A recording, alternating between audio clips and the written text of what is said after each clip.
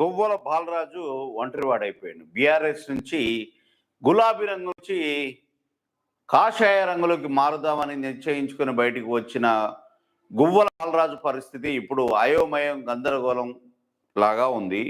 ఆయనకి cadre support చేయట్లేదు. BRS cadre, అంత ముందుకున్న బీఆర్ఎస్ క్యాడర్, ఆయన వెంట వచ్చిన క్యాడర్ ఇప్పుడు ఆయన వెంట వచ్చేటట్టుగా లేదు.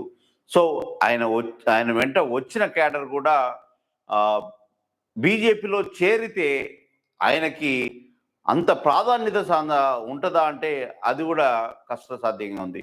ఆల్రెడీ బీజేపీలో అంతర్గత కుమ్ములాటలు ఉండటం వల్ల ఇక్కడ కనిపిస్తున్న ఈ వ్యక్తి బయటకు వచ్చేసిండు. ఈయన పరిస్థితే ఇలా ఉంటే మరి ఈయన పరిస్థితి ఏంటి, నెక్స్ట్ ఫ్యూచర్ ఏంటి అనేది సరే అంతర్గత ఫామ్ హౌస్ గొడవలు కారణమా లేకుంటే ఇంకేమైనా గొడవలు కారణమా, మొత్తం మీద ఆర్ఎస్పి ప్రాధాన్యత అక్కడ పెరిగి అచ్చంపేట ఆర్ఎస్పి గువ్వల బాలరాజు ఒకే నియోజకవర్గంలో ఒకే నియోజకవర్గం ఉండడం వల్ల వీళ్ళకి పడకన లేకుంటే టికెట్ ఆయనకి ప్రాధాన్యత ఇచ్చి ఈయనకి ఇవ్వకపోవడం వలన సంథింగ్ ఎన్నో కారణాలు ఉంటాయి. ఒక మాజీ ఎమ్మెల్యే బయటికి వచ్చిందంటే పార్టీని నమ్ముకొని ఆ పార్టీ ద్వారా ఎమ్మెల్యే అయ్యి ఆ పార్టీని నమ్ముకొని ఉన్న వ్యక్తి అంత కష్ట సాధ్యమైన నిర్ణయాన్ని తీసుకొని బయటకు వచ్చిందంటే రెండు కారణాలు ఉంటాయి. ఒకటి ఈయనకు ప్రాధాన్యత ఇవ్వకపోవడం, రెండు అంతర్గతంగా ఏదో సీక్రెట్ అయ్యే ఉంటుంది. ఇంకోటి ఆ సీక్రెట్ ఏంటంటే ఫామ్ హౌస్, గతంలో ఫామ్ హౌస్ సీక్రెట్స్ అని ఒకటి లీక్ అయింది. ఆ లీక్ సంబంధించి బీఆర్ఎస్లో ఉంటే కంపల్సరిగా ఏదో ఒకటి జరుగుతుంది, సో నువ్వు ఆ పార్టీకి వెళ్ళిపోతే బీజేపీకి వెళ్ళిపోతే బాగుంటుందని సలహాలు ఇవ్వచ్చు, లేకుంటే ఏం జరిగిందనేది మనకు తెలియదు. సో ఆయన చెప్పిన దాని గురించే మనం మాట్లాడినాం. అయితే ఇప్పుడు ఆయన ఒంటరివాడు అయిపోయింది అనేది వాస్తవం. అయితే మరి ఈయన బీజేపీలోకి వెళ్తుండ అనేది మనకు క్లియర్గా తెలుస్తుంది. మరి బీజేపీకి ఒక సిద్ధాంతం ఉంటుంది కదా. బీజేపీకి ఎంటర్ అయ్యే వ్యక్తి ఫస్ట్ ఆ పార్టీకి ఎమ్మెల్యే పదవికి ఆ ఎమ్మెల్యే పదవికి రిజైన్ చేసి ఉప ఎన్నికలకు వెళ్తాం, అది మా సిద్ధాంతం అని గత మునుగోడు ఉప ఎన్నికల్లో రాజగోపాల్ రెడ్డికి ఇచ్చిన మాట అందరూ గుర్తు తెచ్చుకోవాలి. ఎందుకంటే బీజేపీ ఇచ్చిన మాట ఏంటంటే ఎప్పుడైనా మా పార్టీలో చేరాలంటే 100% పార్టీకి ఎమ్మెల్యే పదవికి రిజైన్ చేసి రావాలని, అది అక్కడ ఉన్నది. సో ఏదేమైనప్పటికీ ఆయన గువ్వల బాలరాజు అప్పట్లో ఆయనకు అది ఉంది కాబట్టి జరిగింది. సో ఇప్పుడు ఆయన ఏం చేస్తాడు, ఎలాంటి నిర్ణయాలు తీసుకుంటాడు, మాజీ ఎమ్మెల్యే కాబట్టి ఆయనకు ఛాన్స్ లేదు. మేబీ ఏంటిది ఉప ఎన్నికలు పోయే ఛాన్సు. సో పార్టీకి అయితే రిజైన్ చేసిండు. కారణం ఏంటంటే చాలా కారణాలు చెప్పిండు. ఏదేమైనప్పటికీ ఇప్పుడు టీఆర్ఎస్లో కూడా ఓడిపోయిన ఎమ్మెల్యేలకు ఒక విధంగా ప్రాధాన్యత, గెలిచిన ఎమ్మెల్యేలకు ఒక విధమైన ప్రాధాన్యత, సమావేశాలు మీటింగ్లు జరుగుతున్నాయి. ఇవి అక్కడున్న నేతలు కూడా నచ్చడం లేదు. సో ఏదేమైనప్పటికీ ఆ సిద్ధాంతం వాళ్ళకి నచ్చినట్టుగా వాళ్ళు చేసుకుంటారు ఆ పార్టీ పరంగా. సో ఈయనకి ఇప్పుడు బీజేపీలోనూ భిన్నాభిప్రాయాలు ఉన్నాయి. ఈయన వస్తున్నా అంటే గువ్వల రాకతో బీజేపీ రాష్ట్ర నాయకత్వంలోనూ భిన్నాభిప్రాయాలు ఉన్నట్టు తెలుస్తుంది. ఫామ్ హౌస్ కేసులో పార్టీని ఇబ్బంది పెట్టే ఆపరేషన్ కీలక భాగస్వామ్యం వహించిన బాలరాజులను తమ పార్టీలోకి చేర్చుకోవడం ద్వారా పార్టీకి మేలు కంటే నష్టమే ఎక్కువ అవుతుందని కొంతమంది లీడర్లు అంటారు. ఇక వ్యతిరేకిస్తారు కూడా. గతంలో బీజేపీ కార్యకలాపాలపై బాలరాజు ఫోన్ కాల్లో బూతులు మాట్లాడిన తీరు ఎవరు మర్చిపోలేదని, ఆయన హిస్టరీ అంత క్లీన్గా ఏం లేదని ఆయన పైన చర్చ నడుస్తుంది. కేసీఆర్కు సన్నిహితంగా ఉన్న గువ్వల అకస్మాత్తుగా బీజేపీలోకి ఎంట్రీ ఇస్తే క్షేత్రస్థాయిలో ఎలాంటి సంకేతాలు వెళ్తాయని కమలం పార్టీలో ఓ చర్చ అయితే నడుస్తుంది. ఇది గువ్వల బాలరాజు పరిస్థితి ఇప్పుడు. సో గువ్వల బాలరాజు ఏ విధంగా ఆయన బీజేపీలో కొనసాగుతాడు అనేది చాలా కష్టసాధ్యంగా కనిపిస్తుంది. ఏదేమైనప్పటికీ ఇక తెలంగాణ రాజకీయాల్లో అచ్చంపేట మాజీ MLA Guvvala Balaraju episode hot టాపిక్గా మారింది. బీఆర్ఎస్లో యువ నాయకుడిగా పార్టీ బాస్ కేసీఆర్కు సన్నిహితులు ఒకటిగా పేరున్న ఆయన అనూహ్యంగా పార్టీకి రాజీనామా చేయడం అందరినీ విస్మయానికి గురి చేసింది. తన రాజకీయ ఎదుగుదలకు ఓనమాలను జరిపిన బీఆర్ఎస్కి గుడ్ బై చెప్పిన బాలరాజు రేపో ఎల్లుండో కమలం తీర్థం పుచ్చుకొనున్నారు. 2 సార్లు ఎమ్మెల్యే గెలిచిన గువ్వల బాలరాజు పార్టీ మారుతున్న నేపథ్యంలో ఇన్నాళ్ళు తన వెంట నడిచిన పార్టీ క్యాడర్ ఎటువైపు అనేది ఆసక్తిగా మారింది. అయితే బీఆర్ఎస్ను వీడడానికి గువ్వల అనేక కారణాలు చెబుతున్నప్పటికీ అత్యంత రహస్యంగా జరిగిన ఈ రాజీనామా తంతు బీఆర్ఎస్ శ్రేణులు బాలరాజు అనుచరులు షాక్ గురి చేసింది. రిజైన్ చేసిన తర్వాత కార్యకర్తలతో సమావేశం బాలరాజు ఎదుటనే పార్టీ మారొద్దంటూ కార్యకర్తలు కండతడి పెట్టుకున్నారు. మీకు దండం పెడతాము, కాళ్ళు మొక్కుతాము, పార్టీ మారొద్దంటూ వేడుకున్న వీడియోలు సోషల్ మీడియాలో వైరల్గా మారాడు. అయినా తన నిర్ణయం మార్చుకోలేని బాలరాజు బీజేపీ స్టేట్ ప్రెసిడెంట్తో సమావేశం కావడం, బీజేపీలో చేరేందుకు ముహూర్తం ఫిక్స్ చేసుకున్నారు. ఈ నేపథ్యంలో ఆయన ఏకపక్ష నిర్ణయాలపైన క్యాడర్ ఆగ్రహంతో ఉంది. కాగా ఇన్నాళ్ళు బాలరాజు వెంట నడిచిన వారంతా మీ వెంట మేము వచ్చేది లేదంటూ స్పష్టం చేస్తుంది. సో వాళ్ళు బీఆర్ఎస్లోనే ఉన్నట్టుగా అనిపిస్తుంది. గువ్వల బాలరాజు పార్టీ మార్పు తినే అన్నాన్ని కాలితో తనడం లాంటిదని, తల్లిపాలు తాగి తల్లి రొమ్మునే తనడం అంటూ ఆయన క్యాడర్ మండిపడుతున్నారు.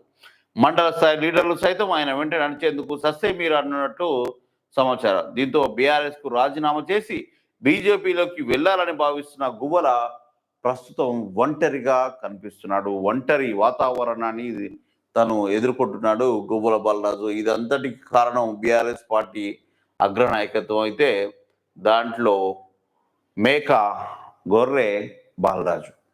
ఇలాంటివి చాలా పార్టీలో నడుస్తుంటాయి. ఇక్కడున్న వ్యక్తి పరిస్థితి కూడా అదే.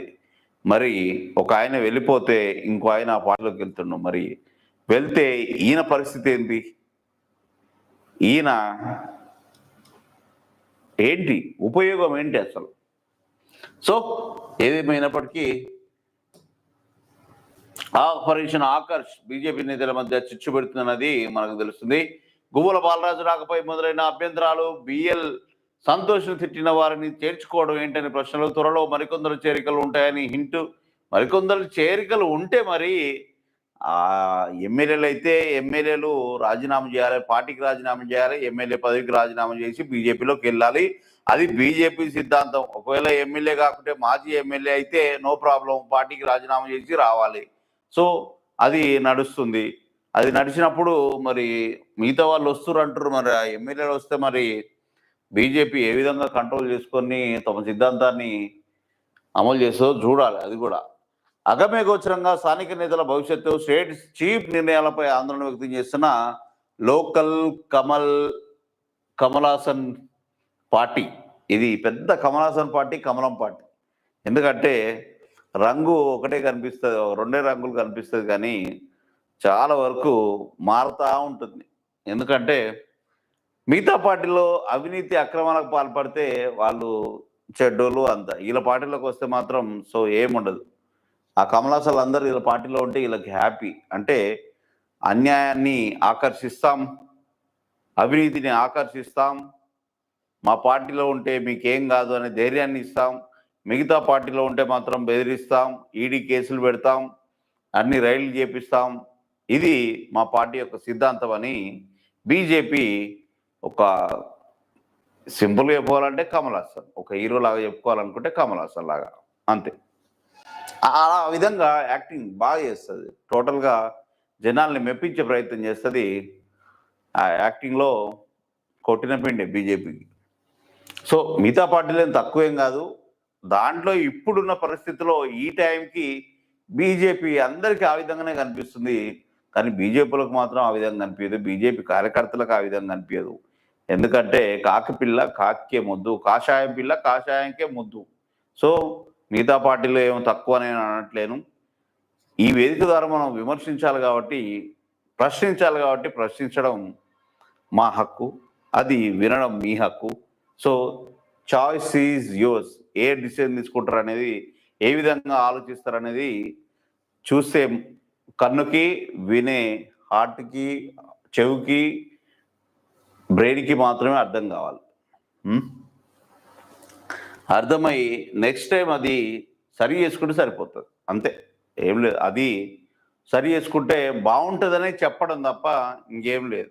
ఏది రైటు ఏది తప్పు అనేది తెలుసుకుంటే చాలా, అంతే. రైట్ వైపు వెళ్తే మంచి మార్గం వెళ్తుందని అభిప్రాయం. సో ఏదేమైనప్పటికీ ఇది పరిస్థితి. ఇక్కడే కుమ్మలాటలు ఉన్నాయి, అంతర్గత గొడవలు ఉన్నాయి. ఇక కొత్త వాళ్ళ సంగతి ఎటుపోతుందో ఏమవుతుందో కూడా తెలియదు.